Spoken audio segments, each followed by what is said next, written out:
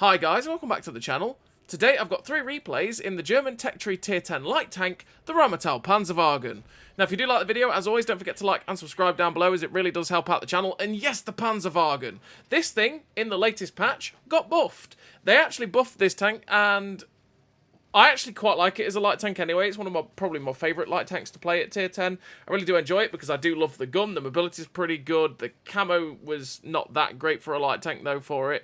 And the view range is fantastic. The one big problem that I always had with the Panzerwagen is something that it's always had, is that it is a big light tank, and it's quite long, and it's got the problem that if it gets spotted and people decide to try and shoot at you, it was very easy to hit, which was pain. But the gun was always a very, very nice thing to use, and the DPM on it is actually not too bad as well, and it's just something that I did enjoy playing. You've also got pretty nice gun depression on this tank with that 10 degrees of gun depression, which means playing it against ridge lines is really, really nice. But what did they buff on the Panzerwagen? Well, they buffed the camo. So they made the camo better. I can now get it down to 254 meters of still concealment, which is fantastic. They made the dispersions during movement and rotation slightly better, from 0.12 down to 0.11, which means the gun doesn't quite bloom out as much as it once did, but it's only a minor change, that one, so the gun does still bloom out quite a lot when you're moving and while you're turning the vehicle, but because you've got such good aim time, you don't really notice it too much. They also buffed the hit points and put it up to 1700 hit points, which is now the highest hit points on any tier 10 light tank, which is pretty nice for the Panzerwagen. It means you can take an extra hit, maybe. But again, it's only fairly minor. You're probably not going to notice that too much. But like I say, Panzerwagen is always one that I did tend to enjoy because, again, pre 6.0, I didn't enjoy it that much because the gun loved to miss. And it frustrated the hell out of me. And add to that, obviously, you didn't have the best camo in the universe for a tier 10 light tank, which meant you did get spotted a little bit easier.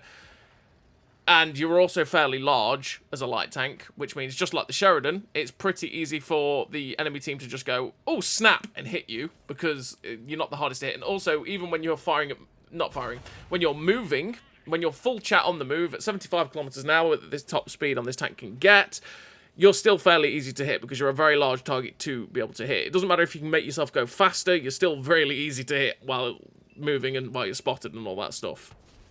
But I do enjoy the gun on this tank. I do enjoy the DPM. It is pretty nice. And obviously having the fantastic view range as well, that we can get up to 537 meters of view range with the build that I have, is delightful. Having that 254 meters of still concealment now is definitely very, very nice. It means there's a lot more aggressive positions that you can take where you won't get spotted, and also be able to fire from as well without getting spotted too. You've just seen us not get spotted there while spotting a Skoda T50 from like 200 meters away because we were spotted him through the bush. But yeah, there's a lot of things about this tank now that I just enjoy the Panzerwagen. Is it the best tier 10 light tank in the universe? No, I don't think so, but it's pretty darn nice to play in general. So what do I run in terms of a crew and equipment on the old Panzerwagen? Well, I run Born Leader, Rapid Reload, Sixth Sense, Situational Awareness, Camouflage Expertise, Muffled Shot, Steady Aim, Snapshot, Run and Gun. And then in terms of equipment, the Advanced Loader, the Camo Net, and Optics. Optics to be able to get my view range up to that 537 meters of view range, so it's just absolutely delightful and can spot pretty much everything and devalue everyone's camo. The Camo Net to get it down to that great camouflage that we have.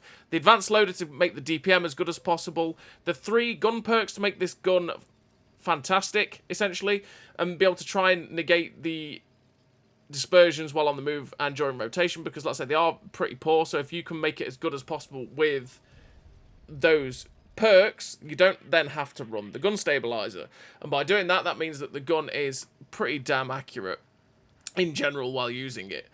And then the camouflage perks while you are a light tank, so it's nice to have the best camo you can possibly punch out of the tank. But there's plenty of ways you can set up the Panzerwagen. I mean, you could definitely run vents instead of optics, and that'll get you up to 500 meters of view range, so that, you know, you still got a pretty decent view range, but then you're making better your DPM, you're making better your aim time, your accuracy, well, all your everything about the tank, really, with vents. You could run the traction system and go 82 kilometers an hour instead of the 75 that you get in this vehicle. You'll turn quicker as well, which can be quite nice. And with that, if you were to run that instead of optics, you would still have 488 meters of view range, which is still really good.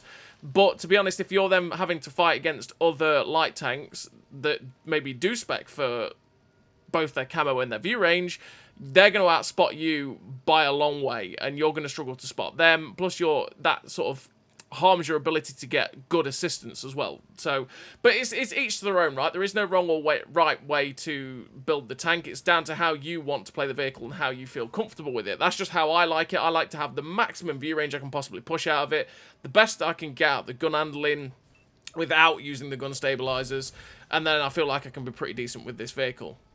So this first game, you've seen us manage to get 4,064 damage, 3.5k assistance, and there is currently 2 tanks capping our base. There's not long left, so we have to get in and decap. We just have to. So we end up spotting the cap, aiming up for the tracks on the AVRE. Thankfully, the shot flew in, but the AVRE got us. And you can see they were very, very close to capping. They were about 5 seconds out when we decapped. There was an extra 5 seconds went, and then the rest of our team managed to get in and decap the other TD. So we just about saved the game there, and thankfully, we managed to win it with 4 kills, the 4,000 damage, the 3.5k assistance, the first class, 1,513 base XP. A pretty damn nice game there for the Panzerwagen on Duckler Pass. And yeah, we just had to get the reset on that cap. We really did. And thankfully, the shot flew true, hit the track of that AVRE. The AVRE just went, oh, a light tank, bang, got us, sadly killed us. But thankfully, if we hadn't done that, we probably would have lost that game. So it is what it is. It is what it is. We managed to win that game, and that's what we like, right? We're on to the second replay. In the second replay, we are on Heilbronn, and on Heilbronn, what I want to do is go to F6, and from F6, then I can spot down the JK line, try and get some free shots off if I can, use the 10 degrees of gun depression that this tank has to good effect, and then be able to just try and use the 3.5k, nearly 3.6k DPM that this tank has as well to effect, right? And be able to just slap out the damage. Because, I mean, you do have lower alpha. Naturally, you don't have the 390 alpha that quite a few of them are starting to pack. You do have 320 alpha with this gun, but with that 3.5k DPM, it can be pretty damn nice. Unless you ricochet on T100s, though. Thank you, gun. That was really beautiful of you, that lucky guy, right? We've got 1,200 meters a second shell velocity on the standard APDS rounds, of the same as APCR, but, you know, we've got 200 meters a second shell velocity on these standard rounds, which are really nice. It's not quite 1,400 meters a second like a lot of APCR rounds are at tier 10, but 1,200 is still pretty good. It will still means that you don't have to lead quite as much as a lot of other rounds. You do have 900 meters a second shell velocity on the heat rounds, though, the premium heat, so be very, very careful that if you do load the heat rounds, you will have to lead a lot further ahead of the enemy tanks to be able to hit the shots. And the same if you load the HE rounds as well, because the HE rounds have 700 meters a second, which is very slow, and if you load HE, you will notice a massive difference in the shell velocity between loading that, the standard round, or even the premium round. We have 0.29 accuracy with this build that we've got here, which is really nice. Again, it's pretty damn accurate once you do get it fully aimed in. 1.47 seconds aim time. Oh my lord, that was a blind fire from the E4. That was, that could have hurt. That could have hurt. But yeah, we've got 1.47 seconds aim time, which is really good. Really, really good on this 105mm gun. Means, again, with the accuracy during rotation at 0.74 and the accuracy during movement at 2.12 on this tank, you do see the gun bloom out quite a lot. But with 1.47 second aim time, the gun just goes ready to fire straight away, which is rather beautiful.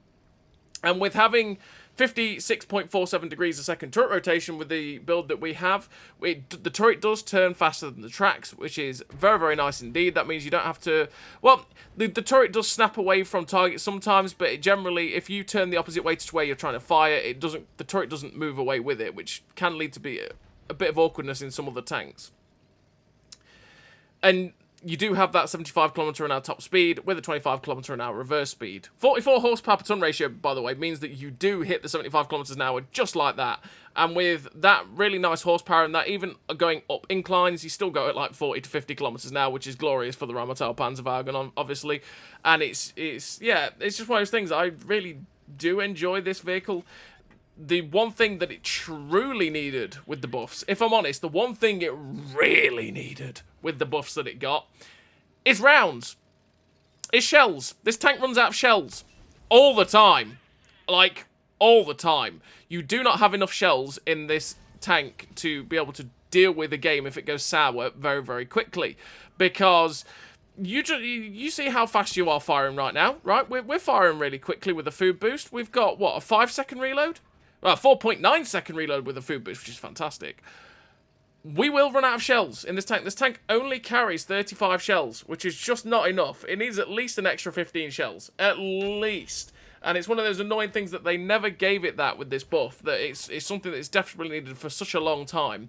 And they've just never done it. Because it's always annoying when they limit a tank by how many shells it can carry. Because then, well, any number of things like RNG to just bad teams mean that you can't deal with what you're... Well, you can't deal with the cards you're given, right? Or the hand you're dealt. That sort of thing. So, yeah, the one thing that it really did need was shells, and sadly, it didn't get that. You do have 242 penetration on one of those shells, though, on the standard round, and 280 penetration on the heat rounds, which means that 242 pen will go through a lot of the tanks you're going to face, but there are a few tanks that you will struggle with, like E100s and stuff like that you will need to load that 280 heat pen. Even firing at an E4's lower plate, like firing at an E5's lower plate, that it can be a really tricky thing to pen with 242 pen, so you will need to dab the 2 key, dab the A key, whatever you want to call it, press A, load premium, and then you'll be able to deal with, you know, most of the other challenges that you might have in this game with penetration problems, which no one wants performance issues, right? Nobody. I mean, it's a common statistic, but, you know. So, yeah, the penetration isn't too bad either. I do wish it had more shells in the Panzerwagen. It is a really sad time that you don't get more shells. So, yeah, this second replay, as you can see, we've managed to get 3.5k damage of 563. 560, that's quite an interesting way of saying 563, isn't it? So, yeah, 563 assistance. We've managed to just shut down the enemy light tank, the T100LT, and now we've come across an IS-3, who is very stock, by the way. You can tell because his turret's a little bit oddly shaped. So we're just going to keep pummeling shots at him. Pretty lucky that he missed there, but we did actually also bounce off his upper plate, and we put another shot through. We've been very careful of the Type 4 Heavy there, because that Type 4 Heavy, if he has the Derp gun, he can easily penetrate us with that big gun, and he will one-shot us, which is not something we want right now, but he's just fired at the Earthshaker, and the fact that he's just fired at the Earthshaker makes me go, okay, Mr. Type 4 Heavy, I'm going to come and side hug you like no tomorrow, so that it makes it as difficult as possible for him to get his shot on us, because we are, you know, we are a big tank. He might just about depress the gun to get a shot into the top of our turret, but if we hug his side like this, and he does try to get shots at us, naturally, we can just keep moving, wiggling, and it makes it very, very difficult for that guy to actually get the shot into us. Thankfully, he just didn't even bother. He went, oh, there's a light tank hugging my side. You know, I'm going to shoot the other things that I can see and shoot easier. And we managed to farm a few shots into him. We finished the game with 3 kills, 5.4k damage, 563 assistance, the first class, with the 1446 base XP. A pretty nice game there for the German Tier 10 light tank, the Rheinmetall Panzerwagen. So now we're on to the third and final replay of this video, and we're on this map, which is Hellfire Pass Small. And on Hellfire Pass, what I'm going to do is something that can be a little bit risky from this spawn, and that is we're going to go to E5, because if they have enough people push into positions like G8, or just sit at E8 themselves and maybe push down the 7 line, this position becomes very, very awkward, very, very easy to get farmed, and it's very easy to lose all of your hit points and make mistakes. The first thing we do is knock that tree down. We're not that tree down because, well, if it's facing the way we've just knocked it, that can give us some extra camo when we try and shoot at people that might camp at C7. But what we're trying to do at the minute is just try and farm these guys as hard as possible before they get into the position where that Murat is going. Because it's a dangerous position for us, because they can just keep popping out from safety, spot us, and then try and farm us, which is not something we want. And our only safety is this rock in front of me. Now, naturally, we can get safe from this rock in this position. We can get safe from the Murat and where that TVP went in this position that we're sitting right here. But it's not a very safe position if they have people sitting at C7, because at C7, the people coming out of their cap, they will then be able to just farm us as we try and stay safe from the Murat. So this position becomes very, very situational in terms of its use, because, well, naturally, if I can't get safe from the guys in the bushes up there towards where I'm looking right now, but I can get safe from the guys at G8, then, well, we're just going to start to get farmed, which can be pretty awkward. So we've moved. We've changed positions. We've come to this bush here at D6. And the reason I've come to this bush here is because now I will be able to pop out of this bush and shoot people like the Murat and the TVP without... Well, I'll be able to pop out into that bush without getting spotted, first of all.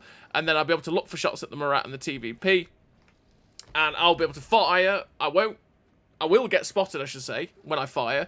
But that's why you fire and then instantly pull back. So you can see the Murat's got spotted. The 13105 got spotted. We went for the shot into the lower plate of the Murat.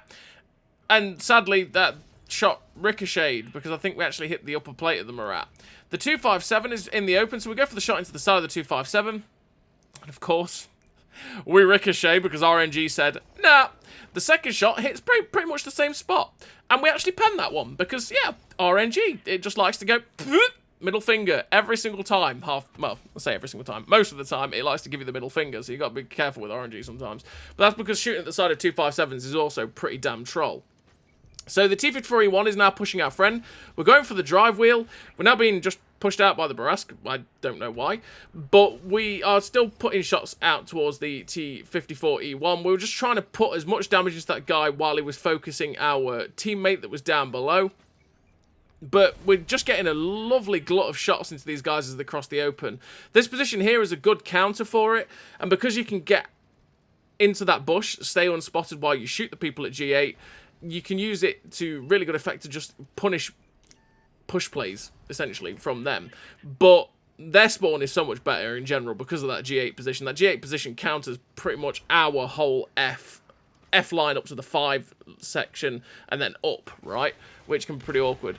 So we get lucky there and bounce the Type 59-2, but we managed to get the shot RBRT into his side. We were point blank, so we were never going to... Well, if we did miss, the RNG would have really been giving us the middle finger. But we managed to shut down the Type 59-2. We get a shot snapped into the back of the 257. Now the Sheridan's incoming. I do have better DPM. Well, so not better DPM. We have better reload than the Sheridan. So I knew I was always going to out-reload him there. And thankfully, because he took a hit from the other medium tank, that meant I could shut him down. But he was always going to die to me there because, well, he just didn't have the hit points that I did.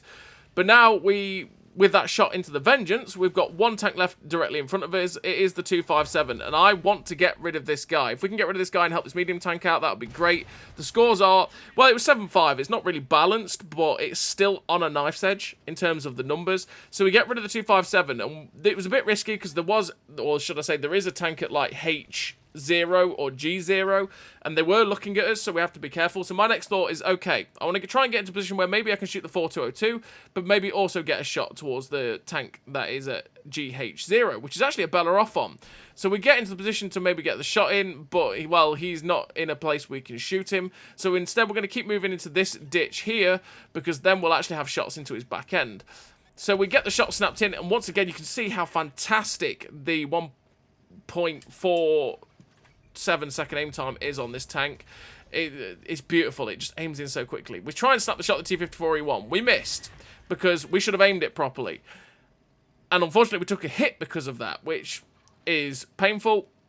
But we're up to 6 kills with 5.9k damage. There is the TVP 50/51 running away after our medium tank, or actually no, he's running away from our medium tank. So we're going to use our 75 km an hour top speed to get after what is the last tank alive. I could go round the rocks, but I see he's actually charging into my Barask and into my 13105 light tank. So what we're going to do is try and get in before he dies. So I feel like he is going to die before I get there. Oh, and the artillery shot comes out of nowhere. I thought at that point there where the light tank was ramming, I thought, yes, he's not loaded, I can get the shot to kill it, but no, artillery said no. We finished the game with 6 kills, the ace tanker, the sniper, the high caliber, the top gun, 1638 base XP, sorry, for that 6k damage with the 6 kills. A really nice game there for the Rheinmetall Panzerwagen, again, showing what it can do, having that really nice gun, that pretty decent DPM, that pretty good mobility, and pretty damn nice camo now, it's been buffed. And also having, randomly, the highest HP for any light tank at tier 10. So as always, everybody, thank you very much for watching. I'll see you next time.